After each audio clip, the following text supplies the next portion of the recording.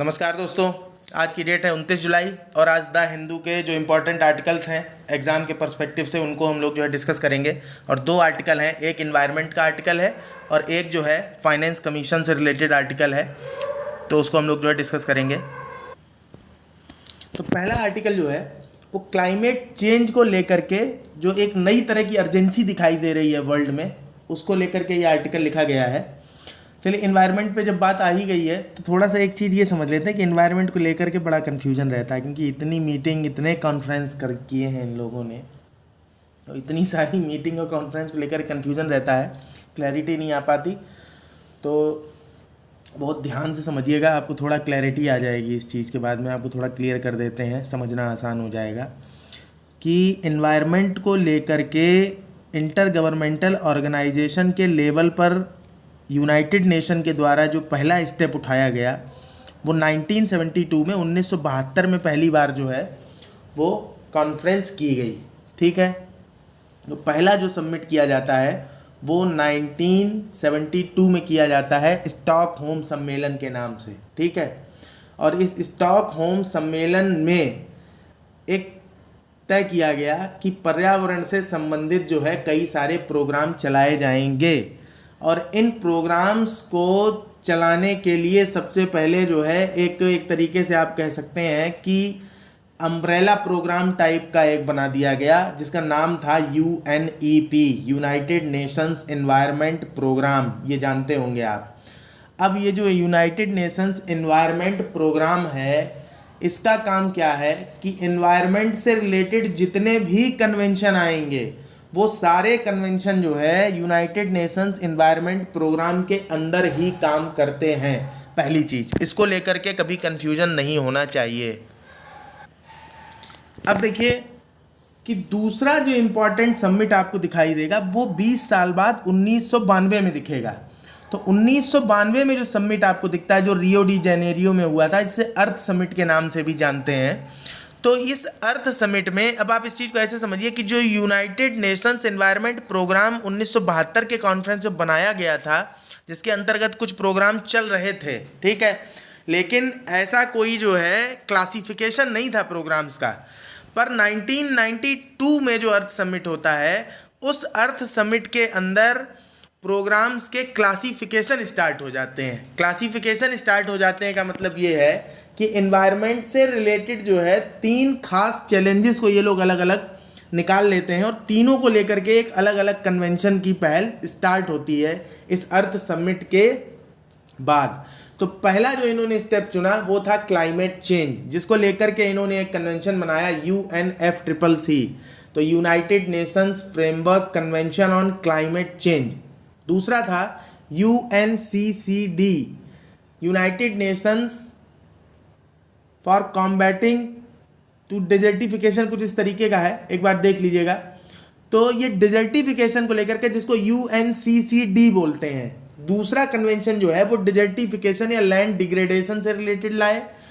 और तीसरा एक कन्वेंशन और था UNCBD, United Nations convention on biological diversity. ये ध्यान रखिएगा कि ये 3 कन्वेंशन जो है वो अर्थ समिट के बाद आते हैं, और अर्थ समिट का काफ़ी बड़ा रोल था इन तीनों को जन्म देने में। ठीक है, अब चूंकि ये कन्वेंशन थे तो जितने जो UN के मेंबर नेशन हैं सब मतलब हर किसी ने हर चीज़ को एक्सेप्ट नहीं किया। ठीक है, और सबके अलग अलग मीन्स सिग्नेचर कितने टाइम करने के लिए खुला हुआ है वो अलग टाइम है, कब से लागू हुआ तीनों का अपना अलग अलग टाइम है। अब ये ध्यान रखिएगा कि तीनों को ही लेकर के आगे क्या क्या कार्यवाही की जाएगी, तो तीनों की मीटिंग्स भी अलग अलग हैं, इसमें कभी कंफ्यूज मत होइएगा।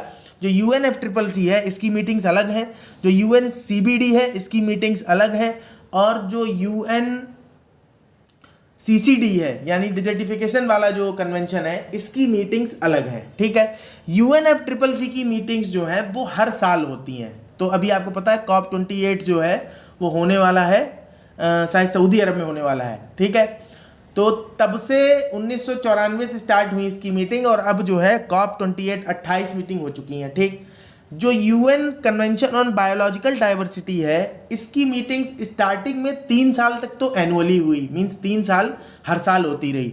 1994 से स्टार्ट हुई, 95 में हुई, फिर 96 में हुई, ठीक है। पर 96 के बाद फिर 2-2 साल के अंतर पे होने लगी, तो 2-2 साल के अंतर पर होती आ रही है। 2020 में भी जब कोविड आया तो स्किप हो गई, फिर वो जो है मीटिंग 2022 में हो पाई, ठीक। तीसरी जो यूएनसीसीडी है, इस यूएनसीसीडी की मीटिंग जो है वो बाईएनियली होती है, 2 साल में एक बार। तो ये ध्यान रखिएगा कि जो कन्वेंशन ऑन बायोलॉजिकल डाइवर्सिटी और जो डेजर्टिफिकेशन का यूएनसीसीडी कन्वेंशन है, इनसे रिलेटेड जो मीटिंग है 2-2 साल के अंतर पर होती हैं। उसके बाद एक आप प्रोग्राम और देखते होंगे, CMS करके है, convention on migratory species, Bon convention बोलते हैं जिसको। तो ये कन्वेंशन ऑन माइग्रेटरी स्पीसीज जो है वो बहुत पहले का है, 1972 की कॉन्फ्रेंस के बाद 1979 में ही कन्वेंशन ऑन माइग्रेटरी स्पीसीज जो है उसको बना लिया गया था।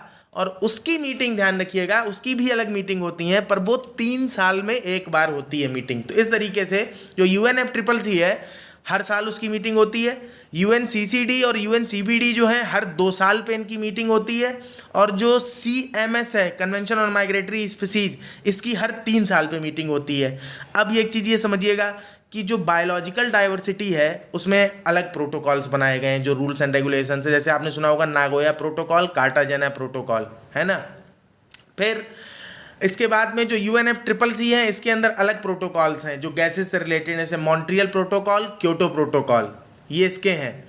ऐसे ही UNCCD को आप जब देखेंगे तो उसके जो प्रोविजंस हैं वो अलग होंगे, कन्वेंशन ऑन माइग्रेटरी स्पीसीज के जो हैं वो अलग होंगे।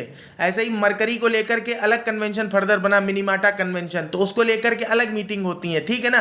तो हर कन्वेंशन जो बना है एनवायरनमेंट से रिलेटेड, उन सबकी अपनी अलग अलग मीटिंग्स हैं, कहीं पर भी ये ऐसा नहीं है कि मर्ज हो जाती हो। बस एक चीज़ ये याद रखिएगा कि सारे प्रोग्राम के बीच में मेनली जो स्टार्टिंग की गई थी इन्वायरमेंट के रिलेटेड जो कंसर्न थे देशों के, तो ये जो हमने आपको बताया UNFCCC हो गया, UNCBD हो गया, या फिर जो है UNCCD हो गया, या फिर CMS हो गया, या मिनीमाटा कन्वेंशन हो गया। तो इस तरीके के ये जो कन्वेंशन है, बेसल कन्वेंशन है, रोटरडैम कन्वेंशन है, तो ये सारे कन्वेंशन जो है ये अलग अलग एरिया है एनवायरनमेंट प्रिजर्वेशन के या एनवायरनमेंट कंजर्वेशन के।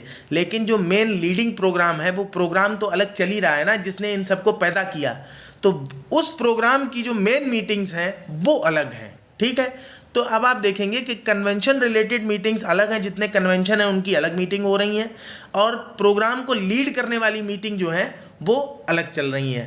तो इस बात में अब आप कभी जब पढ़ेंगे किसी चीज़ को, थोड़ा आपको जो है क्लैरिटी रहेगी और कंफ्यूज मत होइए। इस पर जो है हम खुद अभी काम कर रहे हैं, एक वीडियो जो है एकदम ऐसा डालेंगे कि जिसमें एकदम क्लैरिटी आ जाएगी।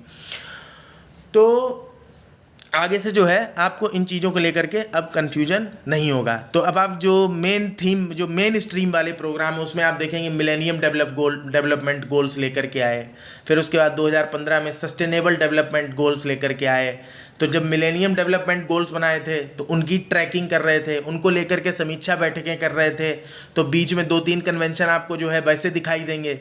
फिर उसके बाद में जो मिलेनियम डेवलपमेंट गोल ले आए हैं, अब उसके लेके पीछे पड़े रहते हैं, 2030 तक उनको टारगेट पूरे करने हैं ना। सस्टेनेबल डेवलपमेंट के पीछे इसमें पूरी दुनिया पड़ी हुई, तो सस्टेनेबल डेवलपमेंट करने के लिए जो है अलग कॉन्फ्रेंसेस वगैरह चलती रहती हैं। तो इस पर अभी जो है काम कर रहे हैं, लेकिन एकदम एक मतलब बहुत ही ऐसा वीडियो लेकर के आएंगे जिसमें एनवायरनमेंट आपको एकदम जो है पानी की तरह क्लियर हो जाएगा। वैसे अभी जितना बता दिया है, इसके बाद आप खुद भी पढ़ेंगे तो भी आपको कहीं किसी तरह का कोई कन्फ्यूजन नहीं होगा। बस इसमें बिल्कुल कंफ्यूज नहीं होना। जो कन्वेंशन है, ये सारे कन्वेंशन इनकी अलग मीटिंग होती हैं, और UNEP के अंदर जो है कन्वेंशन सारे काम करते हैं, क्योंकि सबसे पहली बार प्रोग्राम को स्टार्ट करने के लिए जो है प्रोग्राम, मतलब साझा प्रोग्राम के तौर पे आप UNEP को समझ सकते हैं कि यूनाइटेड नेशंस एनवायरनमेंट प्रोग्राम, जितने प्रोग्राम सब इसी के अंदर, ठीक है। अब तो जो है कई सारे फंड वगैरह भी बना दिए गए इन सारी चीज़ों के लिए, करेंगे हम लोग इसको डिटेल से। तो फिलहाल आज का आर्टिकल आप देखिए ज़रा, आज क्या ज़्यादा लंबा नहीं होने वाला, जल्दी से कंप्लीट कर लेंगे। तो अभी कुछ ऐसे घटनाक्रम चल रहे हैं दुनिया में कि उन घटनाक्रम को लेकर के जो है चिंताएं व्यक्त की जा रही हैं। तो घटनाक्रम कौन कौन से हैं अभी हम लोग जो डिस्कस कर लेंगे। देखिए, एक तो क्या है कि हम जो है थोड़ा न्यूज़ भी डेली डिस्कस करना चाहते हैं, लेकिन अब ये नहीं समझ पा रहे हैं कि इसमें थोड़ा वीडियो लंबा हो जाता है, तो अलग से वीडियो बना करके डिस्कस करें। आप लोग अपना जो है कमेंट बॉक्स में सजेशन दीजिएगा अगर कोई रेगुलर सुन रहा है तो देखिए, आर्टिकल जो है ये कहता है कि जो क्लाइमेट चेंज की घटनाएं हैं उनकी वजह से एक रिन्यूड सेंस ऑफ अर्जेंसी जो है, एक नई तरीके की अति आवश्यकता जो है, आपातकालीन स्थिति पैदा हो गई है। और एंटोनियो गुटेरेस इस समय जो आपको पता है यूएन सेक्रेटरी जनरल हैं, यूएन महासचिव हैं, ठीक है। तो इन्होंने एक नया टर्म दे दिया कि अब जो एनवायरनमेंट है वो ग्लोबल वार्मिंग के फेज से निकलकर ग्लोबल बॉइलिंग के फेज में जा रहा है, ठीक है। और ये ग्लोबल बॉइलिंग के फेज में जा रहा है, ऐसा क्यों कह रहे हैं? क्योंकि जो जुलाई है पिछले 12,000 सालों में हॉटेस्ट मंथ रहने वाला है। 12,000 सालों में इतना कोई भी महीना कभी जो है गर्म नहीं रहा। 12,000 सालों में कोई भी महीना इतना गर्म नहीं रहा है। और उन्होंने ये भी बोला कि एक तरीके से क्या है कि एक मिनी आइस एज ओवर जैसी हो रही है अगले कुछ दिनों के अंदर अंदर। ये मिनी आइस एज ओवर का मतलब आप मिनी आइस एज का मतलब आप समझ लीजिए कैसा है। कभी कभी जब टेम्परेचर बढ़ता है अर्थ के एटमॉस्फेयर का, बहुत लंबी साइकिल है, तो कभी अर्थ का टेम्परेचर बढ़ता भी है, फिर उसके बाद जो है घटने भी लगता है। क्योंकि आप देख रहे होंगे कि टेम्परेचर बढ़ रहा है तो बारिश बहुत ज़्यादा होने लग रही है, बारिश हो रही है तो ठंडा भी हो ही जाएगा ना।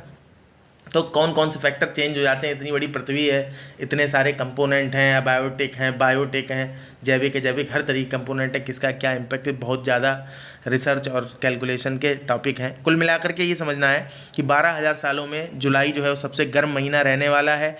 और वर्ल्ड मेट्रोलॉजिकल ऑर्गेनाइजेशन और साथ में यूरोपियन कमीशन का जो मतलब ऑब्जर्वेशन करता है ये एनवायरनमेंट को लेकर के, इसका नाम है कॉपरनिकस क्लाइमेट चेंज सर्विस।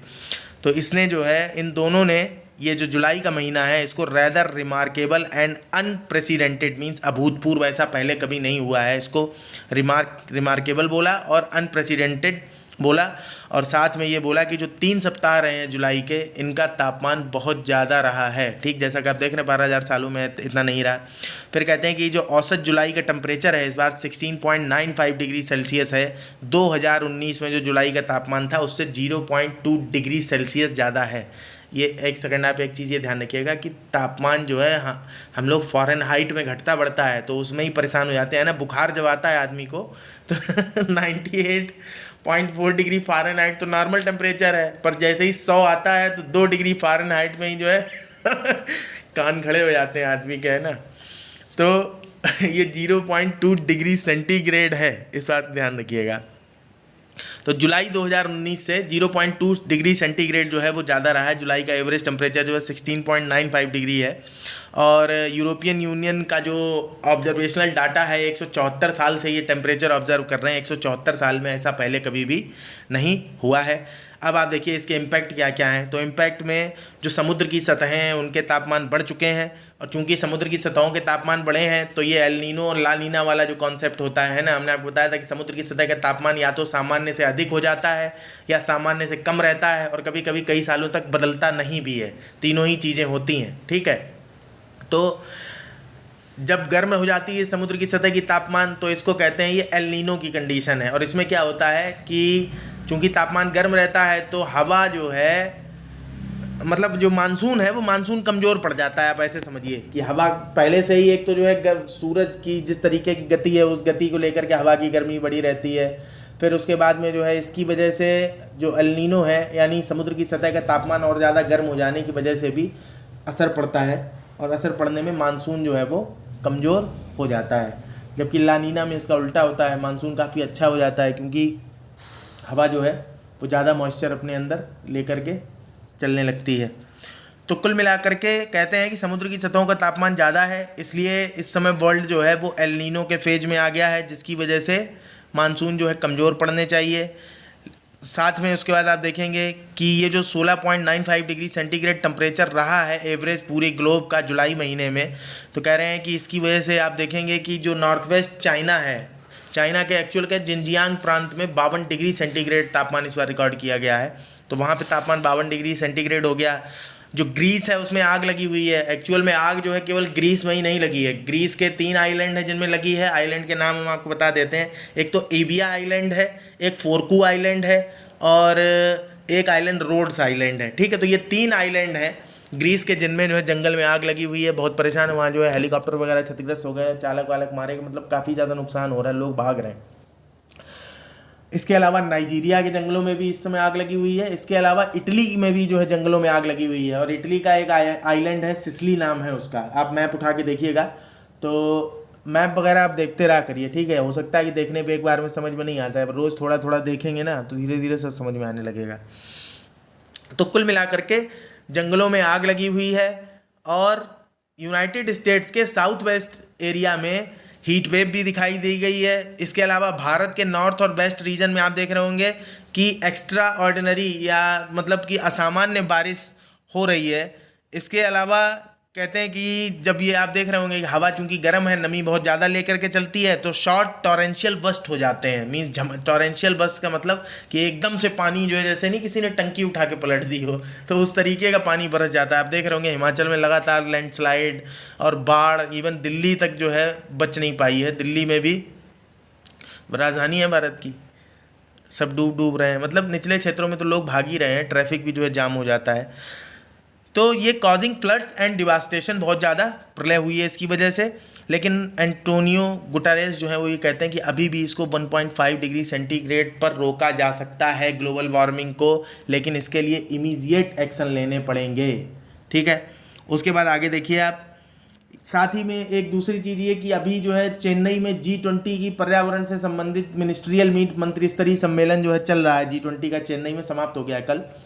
तो उसमें जो COP28 जिनको आयोजित करना है अपना, शायद सऊदी अरब है, देख लीजिएगा आप एक बार। तो ये सुल्तान अहमद अल जाबेर, ये इन्होंने जो है एम्फेसाइज किया इस बात पर कि दुनिया की जो बड़ी इकोनॉमीज हैं उन इकोनॉमीज़ को अपने ग्रीन हाउस गैस एमिशन का जो उत्सर्जन कम करने की उनकी जो प्रतिबद्धताएं हैं, जो उन्होंने रेजोल्यूशन जताए हैं, उनको थोड़ा और इंटेंसिफाई करें, बढ़ाएं। जैसा कर रहे हैं ऐसे में तो कुछ होने वाला है नहीं। और साथ ही में दूसरी तरफ जो है ऑथर कहते हैं कि जो इंडियन प्राइम मिनिस्टर हैं उन्होंने वादा किया है कि अगर अगला कार्यकाल उनको मिला, तीसरा कार्यकाल, तो वो भारत को दुनिया की तीसरी अर्थव्यवस्था बना देंगे। और साथ में आप देख रहे होंगे संसद सत्र में, खैर आप लोगों ने देखा कि नहीं, बता देते हैं आपको। संसद सत्र में जो है वो खनन मंत्रालय अपनी जो रिपोर्ट दे रहा है, तो उसमें कोल के उत्पादन में भारत लगातार बहुत तेज़ी से आगे बढ़ रहा है। ठीक है, तो ये जो है हम लोग तीसरी इकोनॉमी बनने वाले हैं, और ये वादा किया है उन्होंने कि वो बना देंगे तीसरी इकोनॉमी। तो ऐसे में भारत के ऊपर ये बड़ा चैलेंज आने वाला है कि अगर तीसरी इकोनॉमी बनना है तो बहुत तेज़ ग्रोथ करनी होगी, जीडीपी बहुत तेज़ी से आगे बढ़ानी होगी, है ना। तो तीसरी इकोनॉमी बनने के लिए एक बहुत बड़ा green house gas mitigation responsibility Bharat के सर पर आ जाएगा। ठीक है, और ये जो रिस्पॉन्सिबिलिटी आएगी भारत के सर पर, मिटिगेशन मतलब घटाना, ठीक है ना। तो green house gas mitigation responsibility जो भारत के ऊपर आएगी, इसमें क्या है कि भारत को अपना जो नेट जीरो का टारगेट 2070 का रख रखा है नेट जीरो एमिशन का, वो 2050 तक लाना पड़ेगा। साथ में एंटोनियो गुटेरेस जो हैं उन्होंने कहा है दुनिया से कि 2040 तक आप सभी लोग फॉसिल फ्री एनर्जी पे आ जाइए। ये जो कोल जला के या फिर मतलब कुल मिला के जो भी जीवाश्म से उत्पन्न ऊर्जा है जिसमें किसी भी तरीके से जलाना पड़ता है या धुआं निकलता है, तो इस तरीके की एनर्जी को प्रोड्यूस करना आप लोग बंद करिए। इलेक्ट्रिसिटी का प्रोडक्शन जो है वो पूरी तरीके से 2040 तक फॉसिल फ्री करिए, नहीं तो क्लाइमेट चेंज जो है वो किसी के विकसित होने का, विकासशील होने का, अविकसित होने का या कुछ भी होने का इंतज़ार नहीं करने वाली है। उसका अपना जो पैटर्न है वो है। तो बहुत बड़े विनाश से गुजरना पड़ेगा दुनिया को, काफ़ी चिंता का विषय है ये। ठीक है, चलिए अब हम लोग चलते हैं अपने अगले आर्टिकल की तरफ, तेज़ी से डिस्कस कर लेते हैं। तो फाइनेंस कमीशन को लेकर के ये एक्ट है। फाइनेंस कमीशन के बारे में आप थोड़ा सा देख लीजिए। बेसिक क्या है कि आर्टिकल 280 भारतीय संविधान का है, जिसके अंतर्गत फाइनेंस कमीशन को यानी वित्त आयोग को गठित किया जाता है हर 5 साल के लिए। ठीक है, और इसका काम क्या है? इसका काम ये है कि सेंटर को जो भी पैसा मिलता है, ठीक है, इस पूरे कॉन्सेप्ट को थोड़ा समझ लेंगे तो अपने आप समझ में आ जाएगा। सेंटर को जो भी पैसा मिलता है यानी केंद्र सरकार को जो भी पैसा मिलता है, उस सारे पैसे को राज्यों में बांटना भी पड़ता है। कुछ पैसा केंद्र रखेगा, कुछ पैसा राज्यों को देना पड़ता है। तो राज्यों को जो पैसा देना पड़ेगा तो उसका हिस्सा तय करने का काम जो है वो करता है फाइनेंस कमीशन। और वास्तव में फाइनेंस कमीशन जो रिकमेंडेशंस देता है तो उसके लिए उसको पहले से ही टर्म्स ऑफ रेफरेंस दिए जाते हैं, यानी केंद्र सरकार बता देती है कि आपको किन किन चीज़ों पर रिकमेंडेशन देनी है। अपनी मनमानी रिकमेंडेशन नहीं देना है आपको कि बस कुछ भी रिकमेंडेशन देने लग गए। हालांकि ऐसा नहीं, अपनी तरफ से जो है कुछ सजेशन शामिल कर सकता है फाइनेंस कमीशन, लेकिन टर्म्स ऑफ रेफरेंस जो है वो पहले से ही तय रहते हैं। बाकी तो आप जानते हैं कंडीशंस जो है इतनी ज़्यादा इंटर रिलेटेड, इतनी बेग होती हैं कि अगर अपने मन की एक दो डाल भी देगा सजेशन तो किसी को पता नहीं चलेगा। अब वो पॉलिटिशियंस को तो क्या पता चलेगा, पता चल भी सकता है। तो ये फाइनेंस कमीशन जो है आर्टिकल 280 के अंतर्गत एक संवैधानिक संस्था है। बाकी इसके अलावा आप ये याद रखिएगा कि संविधान में केवल इसका गठन किया जाएगा ये बात है, बाकी के जो इसके सदस्य कौन होंगे, कितने होंगे, कैसे होंगे, इसकी कार्य प्रक्रिया क्या होगी, अगर किसी को हटाया जाएगा तो कैसे हटाया जाएगा, इन सब चीज़ों को निर्धारित करने के लिए एक एक्ट जो है वो बनाया गया है, फाइनेंस कमीशन एक्ट 1951। उसके अंदर जो है ये सारी चीज़ें रेगुलेट की जाती हैं। आज सोचा था उसको कर लेंगे इसमें इंक्लूड, लेकिन फिर बहुत लंबा हो जाता है, तो अब क्या करेंगे कि उसके लिए कुछ दूसरे तरीके का इंतजाम करेंगे। फिलहाल अभी जो है बता दिया हमने आपको। अब आप ये ध्यान रखिएगा कि सेंटर जो कुछ सारा पैसा जो भी इकट्ठा करता है तो उस सारे पैसे को इकट्ठा करने के बाद मान लीजिए कि ड्रम है तो उस ड्रम में भरा जाए तो उस ड्रम को आप कहेंगे कि ये ग्रॉस टैक्स रिवेन्यू है, GTR, ठीक है। और ये जो GTR है यही इसको बोलते हैं डिविजिबल पूल, ठीक है। क्या बोलते हैं? Divisible pool. बस एक चीज़ ध्यान रखनी है कि इस GTR में से कुछ पैसा निकाल लिया जाएगा, और वो पैसा कौन सा होगा? वो पैसा वो है कि जिसको केंद्र सरकार ने टैक्स के ऊपर टैक्स लगा के वसूला है। मीन्स जो नॉर्मल टैक्स है वो तो बांटा ही जाएगा, उसमें तो कोई किसी तरीके का ऊपर नीचे किया ही नहीं जा सकता। जो भी नॉर्मल टैक्स से वसूली हुई है वो डिविजिबल पूल के अंदर रहेगी, उसका हिस्सा राज्यों को मिलेगा ही मिलेगा। लेकिन उस ड्रम में से वो पैसा निकाल लिया जाएगा जो पैसा टैक्स पर टैक्स लगा के वसूला है केंद्र सरकार ने। तो टैक्स पर टैक्स लगा के वसूलने के दो तरीके हैं कि एक तो ऐसे ही बिना कुछ बताए कि हम क्यों वसूल रहे हैं ये बताएगी नहीं और वसूल लेगी। दूसरा ये कि ये बताएगी कि हम इसलिए वसूल रहे हैं कि हमें जो है ये काम करना है। तो अगर बता के वसूल रही है तो उसको बोलते हैं सेस, और बिना बताए वसूल रही है टैक्स पे टैक्स तो उसको बोलते हैं सरचार्ज। तो सेस और सरचार्ज दोनों का पैसा जो है वो हटा दिया जाता है, वो राज्यों के साथ नहीं बांटा जाता है। बाकी का पैसा जो है वो बांटा जाता है राज्यों के साथ, और उस हिसाब से बांटा जाएगा जिस हिसाब से फाइनेंस कमीशन रिकमेंड करेगा। अब जैसे आपको एग्जांपल के तौर पे बता देते हैं कुछ, जैसे 11वें फाइनेंस कमीशन ने जो है राज्यों का हिस्सा रखा था उसमें 29.5% है ना। 12वें कमीशन ने रखा 30.5%। 13वें फाइनेंस कमीशन ने राज्यों का हिस्सा रखा 32%। ये जो हिस्सा रखा है इसको लेकर के डायरेक्ट स्टेटमेंट बना के यूपीएससी ने क्वेश्चन पूछा है, इसलिए इस चीज़ को लापरवाही से मत सुनिएगा, ध्यान से सुन लीजिए। 11वें कमीशन ने जो है हिस्सा रखा था 29.5%। 12वें कमीशन ने राज्यों का हिस्सा रखा है 30.5%। 13वें फाइनेंस कमीशन ने हिस्सा रखा था 32%। 14वें फाइनेंस कमीशन ने हिस्सा रखा 42%। और 15वें फाइनेंस कमीशन ने हिस्सा रखा 41%। 1% घटा दिया इसलिए क्योंकि जब 14वें वित्त आयोग ने 42% राज्यों का हिस्सा रखा था तो उस समय जम्मू कश्मीर और लद्दाख, मीन्स जम्मू कश्मीर एक राज्य के तौर पर था, और जो 15वां वित्त आयोग था, 15वें वित्त आयोग के लिए के समय पे ये जम्मू कश्मीर जो है उसी समय, मीन्स ये वित्त आयोग जो है नवंबर 2017 में गठित किया गया था 15वां, और आपको पता है 2019 में जो है वो हटा दिया गया आर्टिकल 370 और आर्टिकल 35A। तो उसके बाद जम्मू कश्मीर और लद्दाख केंद्र शासित प्रदेश में बदल गए, तो इसलिए जो है 1% कम कर दिया गया राज्यों के हिस्से में, क्योंकि 2 केंद्र शासित प्रदेश अलग बन गए थे। अब उसके बाद जो है फाइनेंस कमीशन गठित किया जाने की बारी आ रही है। दूसरा टाइम पीरियड वैसे तो जनरली 5 साल के लिए गठित किया जाता है, लेकिन सरकार चाहे तो कुछ टाइम के लिए जो है उसको ऐसे आगे बढ़ा भी सकती है। जैसे अभी जो फाइनेंस कमीशन है उसको 6 साल हो गया है, ठीक है, 6 साल बाद गठित करने जा रही है सरकार। ऐसे एक बार पहले भी हो चुका है 1977 में, 1977 के बाद 1983 में गठित किया गया था, ठीक है।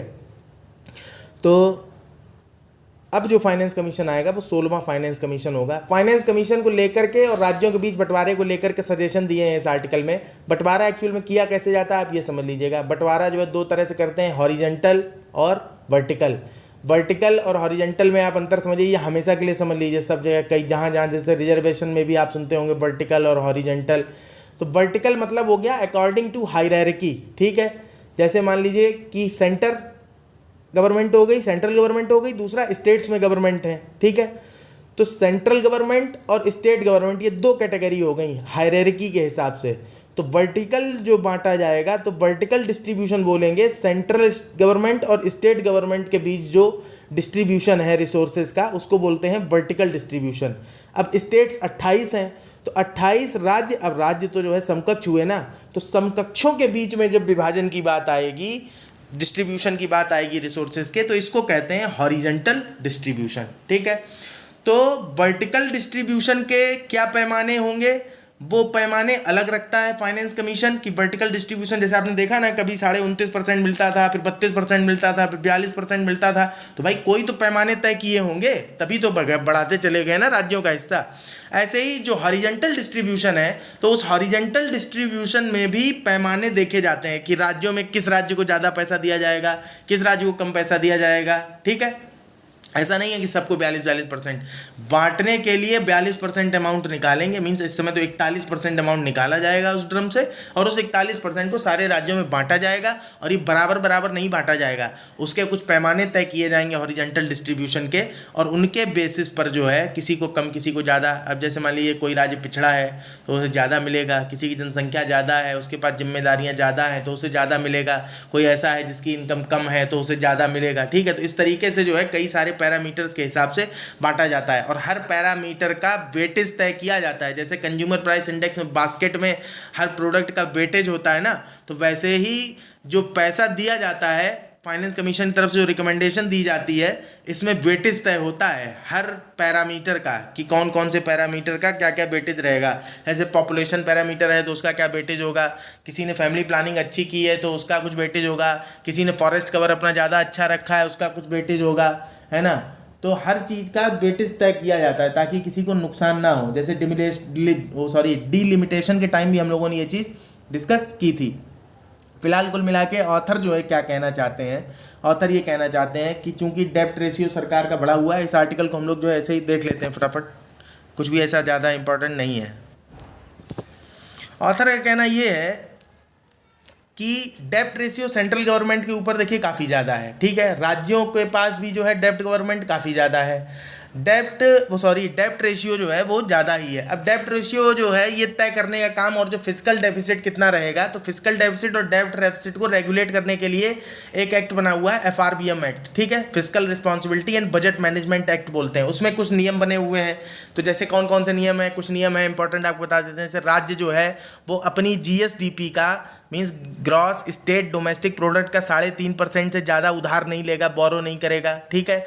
ऐसे ही सेंट्रल गवर्नमेंट जो है फिस्कल डेफिसिट को कितने परसेंटेज के अंदर रखेगी GDP के, ये भी है। डेप्ट अगर कोई लेता है तो वो कितने % के अंदर रखेगा। तो इस तरीके के कई सारे रूल्स हैं उस FRBM एक्ट के अंदर। तो ऑथर कहते हैं कि ये जो रूल्स हैं, इन रूल्स के अकॉर्डिंग एक तो ना तो सेंट्रल गवर्नमेंट ने और ना ही स्टेट गवर्नमेंट्स ने अपने आप को मेंटेन करके रखा है, ना तो अपने फिस्कल डेफिसिट को ऐसा मेंटेन करके रखा है और ना ही डेप्ट रेशियो को मेंटेन किया हुआ है कि जो टारगेट उसमें दिया गया है उस टारगेट को सबने जो है ब्रीच ही कर रखा है। कर्जे के मामले में आपको बता दें कि तमिलनाडु जो है उसने सबसे ज़्यादा कर्जा ले रखा है, उसके बाद महाराष्ट्र है नंबर 2 पे, फिर उसके बाद में आंध्र प्रदेश है। तो दक्षिण भारतीय राज्यों में आप देखेंगे कि इन लोगों ने ज़्यादा कर्जा ले रखा है। बाकी चौथे नंबर पर वैसे उत्तर प्रदेश है, उत्तर भारत का भी है, ठीक है। तो यही कहते हैं कि हालांकि राज्यों का हिस्सा जो है वो जब GST लागू किया गया, ये देखिए 15वें वित्त आयोग के बारे में एक बात और खास है, ये ध्यान रखिएगा कि 15वां वित्त आयोग हमने आपको बताया 2017 में बनाया गया था और 2017 में ही जुलाई में जो है GST को भी लागू किया गया था। तो GST को लागू किया गया, साथ में जो जम्मू कश्मीर वगैरह हैं, मतलब इनको केंद्र शासित प्रदेश में बदला गया। और तो कुछ ऐसे परिवर्तन आ गए थे आर्थिक संरचना में कि ये काफ़ी चुनौती भरा था उसके लिए जो है सारी चीज़ें तय कर पाना 15वें वित्त आयोग के लिए।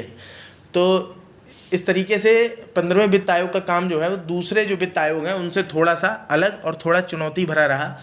तो ऑथर ये कहते हैं कि जो राज्यों को दिया जाने वाला हिस्सा है वैसे तो बढ़ा दिया गया है, 14वें फाइनेंस कमीशन ने 42% तक कर दिया था, फिर रिवाइज करके वो 41% हो गया।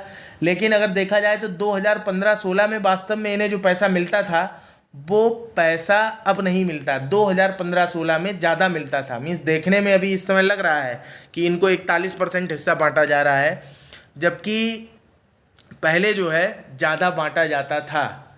2015-16 के टाइम की बात करते हैं। ये यहाँ देखिए इस स्लाइड में आपको दिख जाएगा कि during 2020-21 to 2023-24 the effective share of states in the centre gross tax revenues average close to 31%। ये 31%। अब देखिए ये ऐसा क्यों कह रहे हैं, ऐसा इसलिए कह रहे हैं कि जो सेस और भाई वास्तव में तो ग्रॉस टैक्स रिवेन्यू जो है वो तो पूरा सेस सरचार्ज मिला के सारा होता है, लेकिन सेस सरचार्ज का पैसा निकाल दिया जाता है जब, और बचे पैसे से जो है उन्हें हिस्सा दिया जाता है। तो एक्चुअल में जो CGTR है उस CGTR का 31% ही मिल पा रहा है इनको। तो वही कह रहे हैं कि 2015-16 में 31% से तो ज़्यादा ही मिल जाता था, 35% मिल जाता था। और ऊपर से जब GST लागू किया गया तो GST लागू करने के समय जो है वैसे ही टैक्स कम आ रहा था, तो राज्यों की हालत उसमें और ख़राब हुई। लेकिन खैर अब कहते हैं कि ये प्रॉब्लम जो है अब नहीं है। ऐसे अभी आप देखेंगे पिछले महीने में 1,80,000 करोड़ रुपए GST से कर उगाही की गई है, तो अब ये प्रॉब्लम नहीं रह गई है। GST से जो है अच्छा खासा टैक्स वसूला जाने लगा है। ऑथर कहते हैं हालांकि अभी इसमें कुछ चीज़ें इसे थोड़ा सा और GST को गुड एंड सिंपल टैक्स बनाने के लिए कुछ स्टेप्स लेने होंगे। जैसे आप देखते होंगे कई सारी दरें 5, 12, 18, 28 सबके ऊपर अलग अलग लगा रखा है। अभी गेमिंग इंडस्ट्री के ऊपर लगा दिया, तो गेमिंग इंडस्ट्री रो रही थी। तो कुल मिलाकर के कहते हैं कि इसे गुड एंड सिंपल टैक्स बनाने के लिए कुछ स्टेप जरूर लेने हैं, लेकिन कर उगाही जो है वो अब अच्छी खासी हो रही है। पर एक समस्या ये दिखाई देती है कि सेस और सरचार्ज का जो परसेंटेज है वो लगातार बढ़ता ही जा रहा है सेंटर के GTR में, ग्रॉस टैक्स रिवेन्यू में। कहते हैं कि 2015-16 में ये 12.8% था और 2019-20 में ये बढ़कर के 18.5% तक पहुंच गया है। उसके बाद कहते हैं कि जो 13th फाइनेंस कमीशन था उसने देखा था उस समय जो है 9.6% जो है वो सेस एंड सरचार्ज का हिस्सा हुआ करता था। फिर आगे जो कहते हैं ये 16वें फाइनेंस के लिए जो है सजेशन देते हैं कि चाहे तो वो इस पर कंट्रोल कर सकता है कि 10% तक की लिमिट लगा दे। 10% से ऊपर अगर जो है सेस और सरचार्ज शामिल करती है केंद्र सरकार, तो फिर जो है राज्यों को हिस्सा कुछ बढ़ा दिया जाए। मतलब उदाहरण के तौर पे कहते हैं कि 10% के ऊपर भी 42% दिया जाएगा, नहीं तो 41% दिया जाएगा। मतलब इस तरीके का कोई रिस्ट्रिक्शन लगा दे। ऐसा करेगा नहीं करेगा ये 16वें वित्त आयोग की मर्जी है। और ये ध्यान रखिएगा कि वित्त आयोग अपनी मर्जी से ज़्यादा अनुशंसाएं नहीं दे सकता, उसको पहले से बता देती है सरकार कि आपको किस किस क्षेत्र में किन बातों से किन मुद्दों से रिलेटेड अनुशंसाएं देनी है। बाकी ये तो देखिए पक्का है कि राज्यों और केंद्र के बीच में हिस्सा क्या होगा बंटवारे का, ये तो इससे रिलेटेड रिकमेंडेशन तो देखिए वो देता ही देता है। ठीक है, अब इसके बाद ये GST वाला पॉइंट हम लोगों ने कवर कर लिया। उसके बाद आप देखिए कहते हैं कि जो बंटवारा किया जाता है उसमें population, per capita income, area, इसके अलावा फॉरेस्ट कवर, डेमोग्राफिक चेंज, इन सारे पैरामीटर्स को आधार बनाया जाता है। इन सारे पैरामीटर्स को तो कौन कौन से हैं देख लीजिए। पॉपुलेशन है, पर कैपिटा इनकम, जो पर कैपिटा इनकम है इसको कैसे बनाते हैं, जो 3 राज्य जिनकी सबसे ज़्यादा पर कैपिटा इनकम होती है उनका एवरेज निकालते हैं, और उस एवरेज के बाद में जो है राज्य की पर कैपिटा इनकम को मैच करा के देखते हैं कि कितना गैप है। तो जिस हिसाब से गैप रहेगा, जैसे मान लीजिए कि 3 राज्यों की एवरेज जो इनकम निकाली है पर कैपिटा, जो मोस्ट हाईएस्ट जिनकी इनकम है पर कैपिटा इनकम, तो मान लीजिए किसी की 30,000 थी, दूसरे की 40,000 है, तीसरे की 50,000 है, तो इन तीनों को जोड़ के 3 से डिवाइड कर देंगे तो एक एवरेज पर कैपिटा इनकम निकल आएगी। और फिर वो एवरेज पर कैपिटा इनकम से सारे राज्यों की तुलना करेंगे। उनसे देखिए ज़्यादा तो किसी की हो नहीं सकती कि कितना गैप है, तो जिसकी जितनी ज़्यादा कम होती है पर कैपिटा इनकम उसको जो है उसी हिसाब से आवंटन किया जाता है पैसे का। तो ये जो है बेंचमार्क की तरह जो distance from average per capita income है 3 टॉप मोस्ट स्टेट्स का, इसको बेंचमार्क की तरह इस्तेमाल किया जाता है। इसके अलावा इंसेंटिव रिलेटेड फैक्टर्स हैं, जैसे फॉरेस्ट कवर किसी ने अपना बढ़ाया तो उसको जो है थोड़ी प्रायोरिटी दी जाएगी। डेमोग्राफिक चेंज, फैमिली परिवार नियोजन की गतिविधियां जो है अच्छे से किसी ने फॉलो की और अपनी पॉपुलेशन कंट्रोल कर ली तो उसको थोड़ा अलग से जो है वेटेज दिया जाएगा। तो इनके सबके वेटेज जो है तय कर दिए जाते हैं। ऑथर कुल मिला के ये कहते हैं कि सबसे ज़्यादा हाईएस्ट वेट एक तो ये इनकम डिस्टेंस वाला था, तो अभी 45% है। फिर उसके बाद आगे बोलते हैं कि वास्तव में आगे जो अभी कमज़ोर राज्य हैं, जो सबसे ज़्यादा डेमोग्राफिक डिविडेंड देने वाले हैं फ्यूचर में इंडिया को, तो एक कमज़ोर राज्य देने वाले हैं, उनकी एजुकेशनल और हेल्थ नीड्स जो हैं वो ज़्यादा होंगी, तो इसलिए उनको जो है ज़्यादा पैसा मिलना चाहिए। ओवरऑल कुल मिला के ऑथर ये कहना चाहते हैं कि ये इतने सारे जो पैरामीटर्स अलग अलग अपना रखे हैं, इतने सारे पैरामीटर्स अपनाने की ज़रूरत नहीं है। तो क्या करने की ज़रूरत है? तो ये कहते हैं कि इतने सारे पैरामीटर्स की जगह पे इक्वलाइजेशन का प्रिंसिपल अपना लेना चाहिए। इक्वलाइजेशन का प्रिंसिपल एक तरह से क्या है कि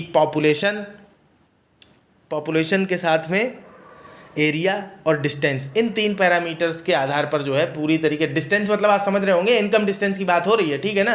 तो इनकम डिस्टेंस, पॉपुलेशन और एरिया, इनको बेसिस के बनाकर इक्वलाइजेशन प्रिंसिपल के आधार पर जो है बंटवारा कर देना चाहिए सीधा।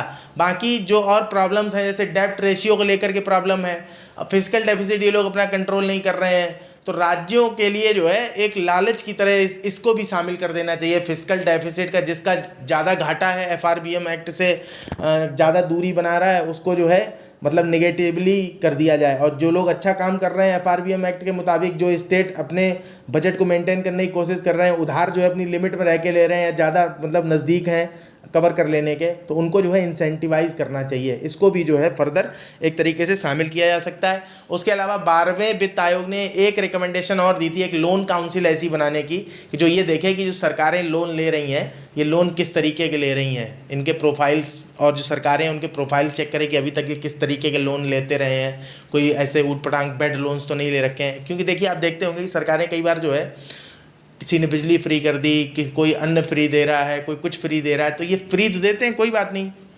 अच्छी चीज़ है, लेकिन जो फिजिकल डेफिसिट है वो लगातार बढ़ता जाता है, और पब्लिक डेप्ट जो है यानी कर्ज बढ़ता जाता है। जैसे भारत के हर व्यक्ति के ऊपर इस समय 1,64,000 रुपये का कर्ज है, तो ये कर्ज तो लगातार बढ़ता जा रहा है ना, तो फ्यूचर में जो अगली आने वाली जनरेशन्स हैं उनके साथ दिक्कत हो जाएगी, उन्हें बहुत प्रॉब्लम होने वाली है, ठीक है। तो इसलिए जो है ऑथर कहते हैं कि ये सब्सिडीज़ वगैरह जो नॉन बैरेट सब्सिडीज़ हैं, इनका इंस्पेक्शन करें, देखें, इनको थोड़ा स्ट्रिक्ट हो। दूसरा, ये फिजिकल जो डेफिसिट है, इन डेफिसिट को भी जो है एक पैरामीटर के तौर पर शामिल कर ले। साथ में जो है एक लोन काउंसिल ऐसी बनाते जो इंडिपेंडेंट बॉडी की तरह सरकारों के प्रोफाइल चेक करे और उनके जो लोन है उनका असेसमेंट करे फ्रीली। तो यही ओवरऑल जो है इनका ऑथर का कहना था। बाकी आप देखेंगे लास्ट में आपको दिख जाएगा, अभी देखिए दिखाते हैं, सारी बात हम लोगों ने कर ली है। तो हाँ, ये देखिए लास्ट में भी बोलते हैं कि at the same time one cannot afford to be relaxed with respect to subsidies and fiscal deficit. The Finance Commission should be strict about states maintaining fiscal deficit within limits. It should provide carrots, मतलब ये लालच दे सकता है, ठीक है, provide carrots मतलब एक तरीके से लालच देना, to states maintaining fiscal deficit. कैसे? Fiscal performance as a criterion in horizontal distribution. Means जो हॉरिजेंटल डिस्ट्रीब्यूशन करते हैं उसमें जो है फिजिकल मेंटेनिंग को एक जो है क्राइटेरिया की तरह अगर शामिल कर देते हैं तो राज्य इन चीज़ों को कोशिश करेंगे। दूसरा, जो अनजस्टिफाइड सब्सिडीज़ हैं तो इनको ख़त्म किया जाए। तीसरा ये कि ओल्ड पेंशन स्कीम की तरफ जो राज्य वापस जा रहे हैं, तो ये ओल्ड पेंशन स्कीम की वजह से भी फिजिकल डेफिसिट तो बढ़ेगा ही ना। तो इस तरीके की चीज़ों को लेकर के जो है कहते हैं कि 16वां जो वित्त आयोग है उसको रिकमेंडेशन देनी चाहिए। ये बात ध्यान रखिएगा कि 12वें वित्त आयोग ने लोन काउंसिल के लिए रिकमेंड किया था। ये वित्त आयोग की जो रिकमेंडेशंस होती हैं इनको लेकर के यूपीएससी डायरेक्ट क्वेश्चन बना लेती है। जो बंटवारे के पैरामीटर हैं, जो वेटेज हैं, तो इनसे भी जो है क्वेश्चन बना लेती है अरेंज करने के लिए। इसके अलावा आप देखते होंगे जो कोर इन्फ्लेशन वगैरह होती है, जो कोर सेक्टर हैं जैसे स्टील है, पेट्रोलियम है, इस तरीके के ऐसे कोर सेक्टर होते हैं ऐसे 8-9, तो वो कोर सेक्टर्स की ग्रोथ रेट या उनके वेटेज को लेकर के यूपीएससी क्वेश्चन बना लेती है। तो इनको जो है एनालिटिकली आप एक बार देख जरूर लिया करिए, ठीक है ना। चलिए ठीक है, अगर आपको वीडियो पसंद है तो अपने दोस्तों को भी रिकमेंड कर सकते हैं। बाकी अपनी कंसिस्टेंसी आपको तोड़ने की ज़रूरत नहीं है, और अगर चैनल सब्सक्राइब नहीं किया और आपको लगता है आपके लिए उपयोगी है तो आप जो है चैनल को सब्सक्राइब कर सकते हैं, दूसरों को रिकमेंड भी कर सकते हैं। नमस्कार, धन्यवाद।